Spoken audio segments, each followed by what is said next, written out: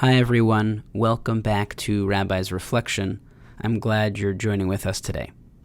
We'll be continuing in our reading of Kitchen Table Wisdom by Dr. Rachel Naomi Remen, and today reading the story Endbeginnings. Stay with us as we read through the story and then offer some reflections. I was 35 years old before I understood that there is no ending without a beginning. The beginnings and endings are always right up against each other. Nothing ever ends without something else beginning, or begins without something else ending. Perhaps this would be easier to remember if we had a word for it, something like end-begin, or begin-end. For a long time, I never noticed the beginnings. That was one of the first things that changed for me when I entered the Institute for the Study of Humanistic Medicine, the Miller's Research Program at Esalen. At that time, I was just learning how to make jewelry and had cast a silver ring. The design was the head of a woman whose long hair, entangled with stars, wound around your finger and formed the ring shank. Technically, it had been difficult to make, and I was proud of the design. I finished it in time to wear to one of the first weekend sessions at Esalen. The ring attracted a great deal of admiration and attention. At that time, many craftsmen were in residence at Esalen, and several suggested that I drive back up the coast a few miles and show it to the jeweler at a gallery we had passed next to the road. It was about to rain, but I made the trip anyway and had a wonderful afternoon. The jeweler, a gentle man and a gifted artist, had offered me tea, and we spent an hour or so talking about beauty and the ways in which art reminds people of the soul. Heady conversation for a young academic physician. In the end, I left my ring with him so that he could recast it and sell it to others. I drove back down Route 1 with difficulty. Some serious rain had begun, and the wind was strong enough to push my car a little on the road. During the night, a wild and violent storm, the last of a long series of winter storms, hit the coast. At breakfast, without electricity and heat, I was shocked to hear that we were isolated. A stretch of Route 1 north of Esalen had fallen into the ocean. We would have to drive many miles south and go inland in order to go north to get back to San Francisco. The gallery where I had left my ring had stood next to the stretch of road that had vanished, that had washed into the Pacific. The building was gone, and my ring with it. Through my numbness, I could hear several inner voices commenting on my loss. The loudest was my father's, saying, "This never would have happened if you hadn't allowed a total stranger to exploit you and make a profit from your design. How stupid can you be? And you, a doctor?" And my mother, "You are so careless. You can never be trusted with anything valuable. You always forget things and lose things." Mixed in was the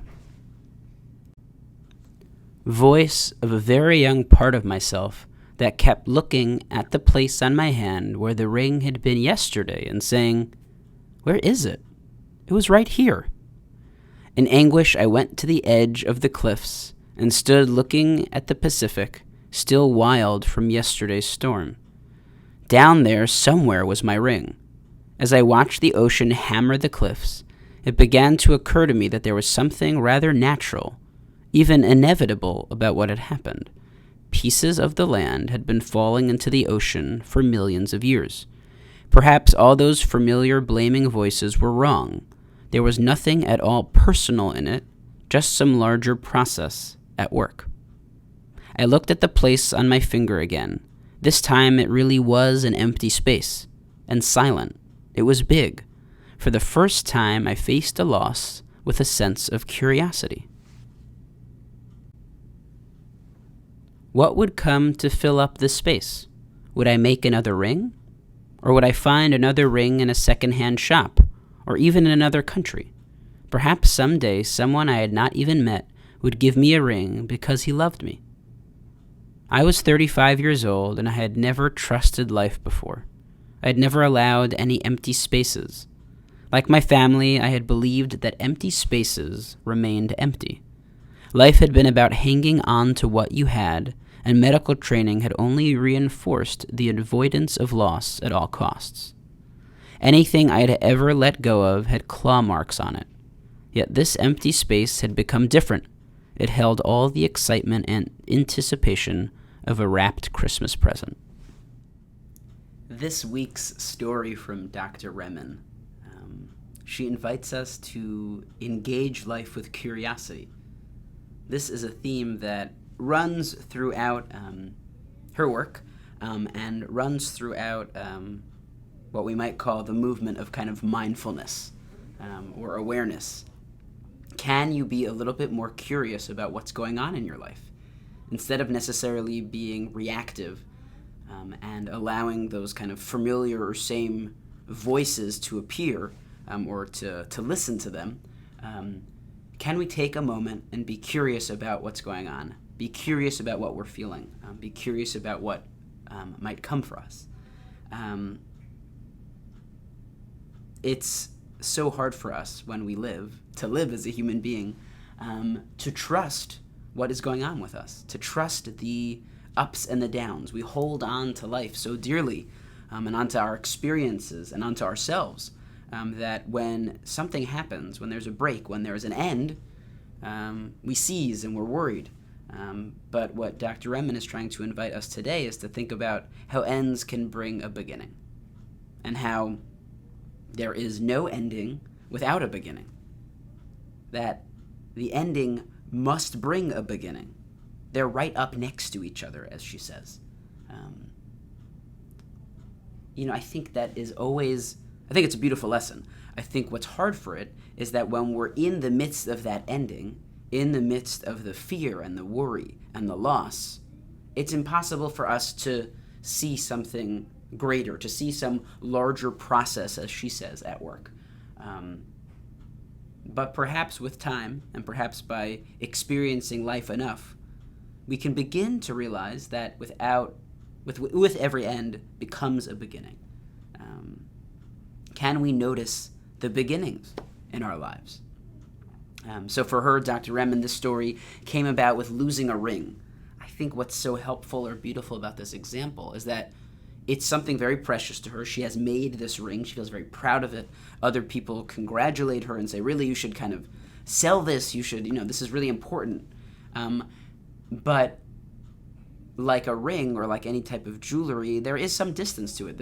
We're not talking about another human being. We're not talking about something that its loss would be devastating. But its loss means something. Its loss is harmful. It's hurtful. And what do you do with that loss? And so I think perhaps this example of the ring gives us an easier way to step into this framework that she's offering us. Immediately she hears the voices of her father and mother saying, how could you have done this? How could you have given that ring away? You're so careless. These blaming voices that all of us hear all of the time whenever something happens to us that feels like an ending. But she was able to be a little bit more curious this time.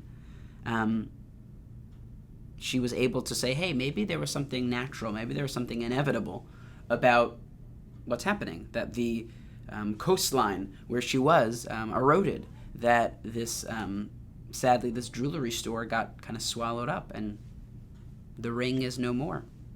Perhaps there's a larger process at work. And so that's my invitation for you today. Through Dr. Remen, is to think about how we can be more curious. Bring that curiosity to all aspects of life, and to notice that perhaps what we might feel is an ending in some ways can actually turn into a beginning, or that, even more than that, the endings are also beginnings. No ending is possible without another thing beginning. All right, have a great day.